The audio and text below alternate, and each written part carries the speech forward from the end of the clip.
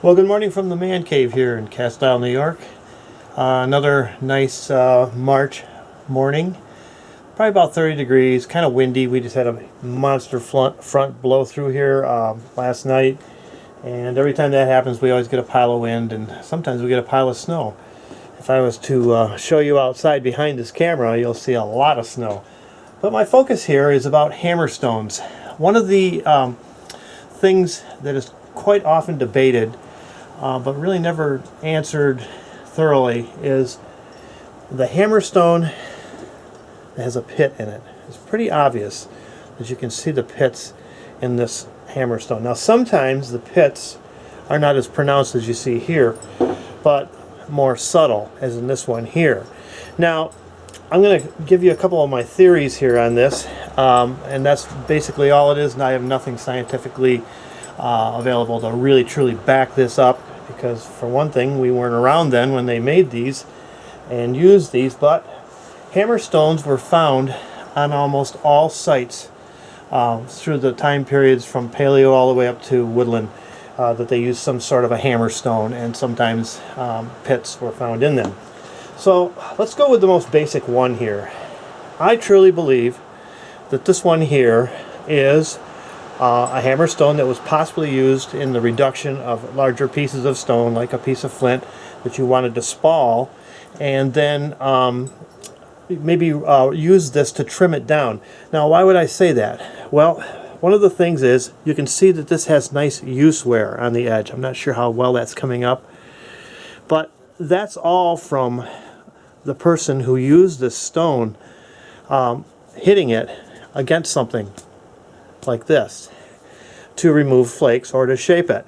Now, one of the things I told my good friend Indian Trace, that I believe the pits were put in these stones, especially these ones that were obvious hammer stones used to reduce things down, was to help to spin it in the hand like this, so you could easily turn it in your hand and you don't lose your grip and you keep the stone centered.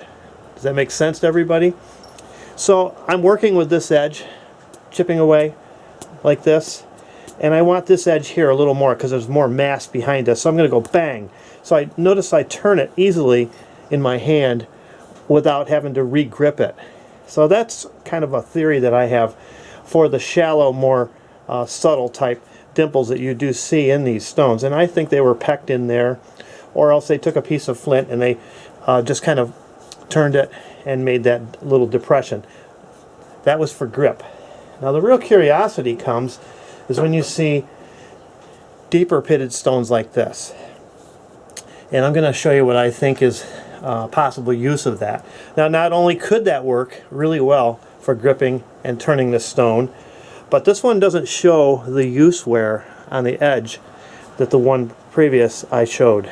So that tells me that this was for something more. Now, I know in Iroquois times, Native Americans would take stones like this, put some dimples in, and then they would take some wooden tongs that they would make out of a stick, and they would grip it, and they would put it on a fire, heat it up, and then dip it in maple sap to help boil off the water and to get maple syrup. But I believe that this would be called a bearing stone or a bearing block stone. What's that mean? Well, if you were going to be making fire using a bow and drill, this is my spindle, and you needed to hold that spindle in place while you were to do this, this works really good to hold the spindle there. Now it's a little tough on my tractor here. Let's try that once again and see if I can do it without dropping everything. Okay, so it would be like this, and then we would turn it. And I'm not going to be able to do it really easily here, but you can kind of get the idea of what I'm trying to show here. Yeah, this is just too slippery on the hood of my tractor. So that would really work well for that.